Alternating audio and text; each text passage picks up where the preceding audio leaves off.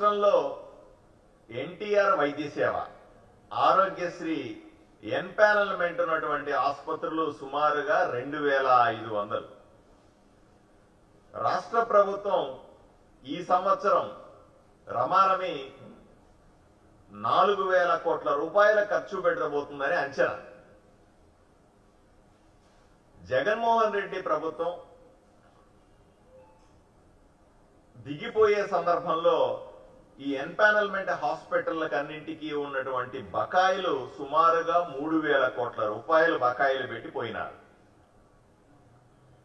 ఈ 8 నెలల కాలంలోనే కూటమి ప్రభుత్వం ఏర్పడిన తర్వాత సుమారుగా 2000 కోట్ల రూపాయల్ని ఈ ఎన్పానల్మెంట్ హాస్పిటల్కు మనం ఖర్చు పెట్టడం జరిగింది, ఇవ్వడం జరిగింది.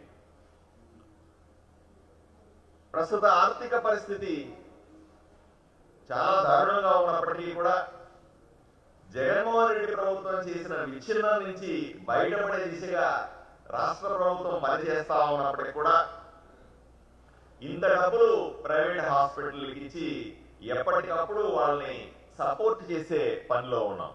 అయినప్పటికీ కూడా ఆరోగ్యశ్రీ ఎన్పానల్మెంట్ హాస్పిటల్ ఈ విధంగా మాట్లాడడం సరైన పద్ధతి కాదు అని నేను భావిస్తా ఉన్నాను.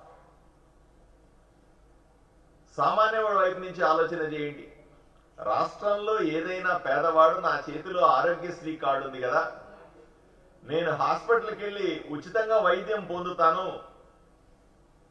ఏ నిమిషంలో పోయినా సరే కార్పొరేట్ వైద్యం కూడా నాకు అందుబాటులో ఉంటుంది అని హాస్పిటల్కి పోతే ఆ రకమైన భరోసా, ఆ రకమైనటువంటి చికిత్సలు జరగడంలో ఉన్న ఇబ్బందులను కూడా మనం ఆలోచన చేయాల్సిన అవసరం ఉంది. అన్ని హాస్పిటల్ని నేను బ్లేమ్ చేయను, కానీ చాలా హాస్పిటల్లో నేను వ్యక్తిగతంగా తెలుసుకున్నంత వరకు ఎమర్జెన్సీ ఉందని హాస్పిటల్కి వెళ్తే దాన్ని ఎన్కాష్ చేసుకునే విధంగా, ఆ అవకాశాన్ని డబ్బుగా మలుచుకునే విధంగా చాలా హాస్పిటల్ ప్రయత్నం చేస్తున్నట్టుగా రికార్డు ఉంది. రోజు రాష్ట్ర వ్యాప్తంగా ఎన్నో జిల్లాల్లో పత్రికల్లో ఇటువంటి సమాచారం వస్తా ఉంది. హాస్పిటల్కి వెళ్తే నీకు ఆరోగ్యశ్రీ కార్డు ఇక్కడ వర్తించదు అని అంటారు. కొన్ని హాస్పిటళ్ళు ఆరోగ్యశ్రీలో చికిత్స చేయిస్తూ కూడా దాంట్లో డబ్బులు తీసుకుంటూ కూడా పేషెంట్ల దగ్గర డబ్బులు తీసుకోవడాన్ని ఎన్నోసార్లు రిపోర్ట్లు చూస్తా ఉన్నాం మనం. మీకు అదనంగా డబ్బులు అవుతాయి, ఆరోగ్యశ్రీలు అయితే ఇంతే డబ్బులు వస్తాయి, అదనంగా మీరు ఇంత డబ్బులు కట్టాలా అని చెప్పి ప్రజలను పీడిస్తున్న హాస్పిటల్ గురించి కంప్లైంట్లు వస్తా ఉన్నాయి. హాస్పిటల్లో తీరా చేరిన తర్వాత మీకు 2-3 రోజులు పడుతుంది, ఇది చేయడానికి 4 రోజులు పడుతుంది, ఈరోజు సెలవులు, అట్లానే చికిత్సలు మధ్యలో పోస్ట్ పోన్ చేసే పరిస్థితి చూస్తా ఉన్నాం. ఈ సర్జరీలకే వస్తుంది, ఈ చికిత్సలకే వస్తుంది, మిగతా వాటికి రాదు అని చెప్పే కొన్ని హాస్పిటల్ చూస్తా ఉన్నాం. టెస్ట్ల పేరుతో, స్కానింగ్ల పేరుతో ఎంతో కొంత డబ్బు పేదల దగ్గర నుంచి అవకాశం దొరికినప్పుడంతా కూడా కొన్ని హాస్పిటల్ దుర్మార్గంగా వ్యవహరించడాన్ని మనం చూస్తా ఉన్నాం.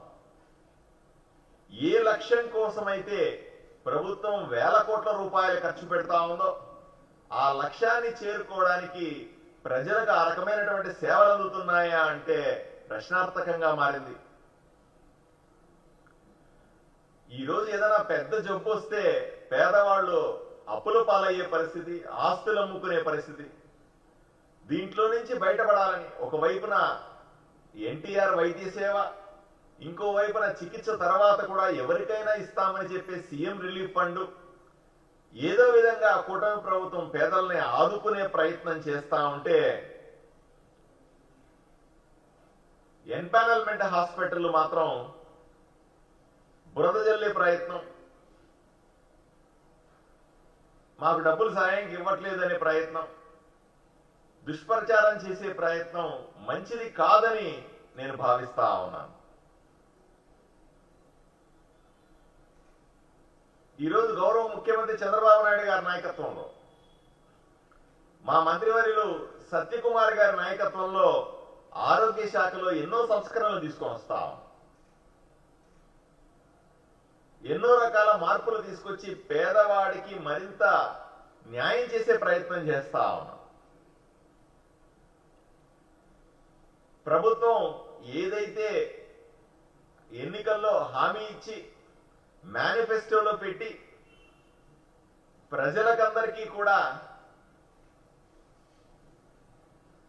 అందరికీ ఉచితంగా ఆరోగ్యం అనే సూత్రాన్ని తీసుకొని మొన్న అసెంబ్లీలో కూడా ముఖ్యమంత్రి గారు చెప్పారు, 2,50,000 వరకు కూడా వాళ్లకు వీళ్లకంత తేడా లేకుండా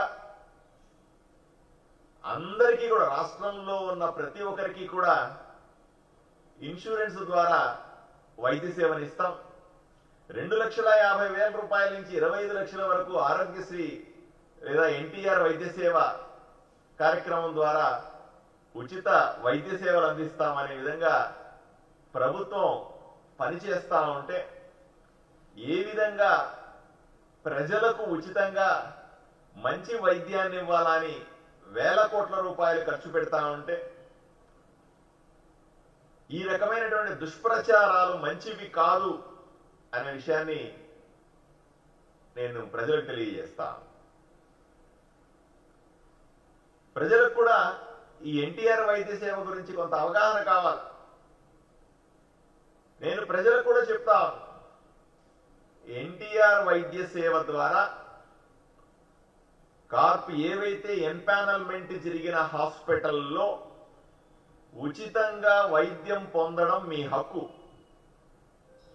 ఎవరైనా సరే వైద్య సేవ ఎన్టీఆర్ వైద్య సేవ కార్డులుండి కూడా మిమ్మల్ని డబ్బులు అడుగుతా ఉన్నా, మీకు చికిత్స చేయమని నిరాకరించిన, లేదా ఆ మాట ఈ మాట చెప్పి అదనంగా డబ్బులు కట్టండి అంటే అన్న,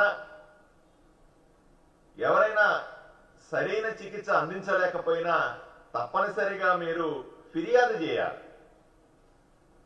ప్రతి ఒక్కరూ నోట్ చేసుకోండి, 104 నెంబర్ 104 104 నెంబర్కి ఇది ఎన్టీఆర్ వైద్య సేవ ట్రస్ట్ లో ఉన్నటువంటి కాల్ సెంటర్కి వెళ్తుంది. ఈ నెంబరు ఎవరైనా పేదవాడి హాస్పిటల్కి వెళ్ళి ఎన్టీఆర్ వైద్య సేవలో ఇటువంటి చికిత్స జరగట్లేదు, ఏదైనా ఫిర్యాదులు ఉంటే వెంటనే మీరు చేయాల్సింది 104 నెంబర్కి ఫిర్యాదు చేయండి.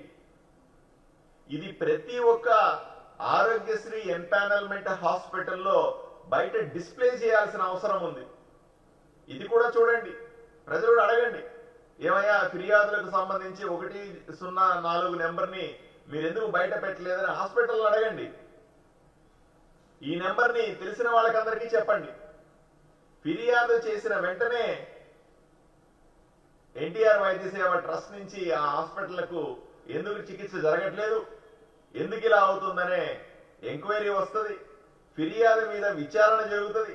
అది నిజమని తేలిస్తే ఆ హాస్పిటల్ మీద పూర్తి స్థాయి చర్యలు కూడా ఉంటాయి. ప్రజల్లో అవగాహన పెరగాల, ప్రజల్లో ప్రశ్నించే తత్వం కూడా పెరగాల. ఎవరో మా హాస్పిటల్కి డబ్బులు రావట్లేదని ప్రైవేట్ హాస్పిటల్స్ ఇలా మాట్లాడుతున్నాయి అంటే దీని వెనకాల ఎవరన్నా ఉన్నారేమో, అది కూడా తేల్చాల. ఎందుకంటే ఇంత డబ్బులు ఖర్చు పెడతా ఉంటే కూడా పేదవాడికి ఉచితంగా వైద్యం ఇస్తామని కుటుంబ ప్రభుత్వం కట్టుబడి ఉండి ఇన్ని సంస్కరణలు చేస్తా ఎప్పటికప్పుడు వేల కోట్ల రూపాయలు ఖర్చు పెడతా ఉంటే కూడా ఈ రకమైనటువంటి మేము పేదలకు సేవ చేయడం ఆపేస్తామని కొంతమంది, ఆరోగ్యశ్రీని ఆపేస్తున్నారనే వదంతులు కొంతమంది ప్రజల్లో ప్రచారం చేయడాన్ని నేను తీవ్రంగా ఖండిస్తా ఉన్నా.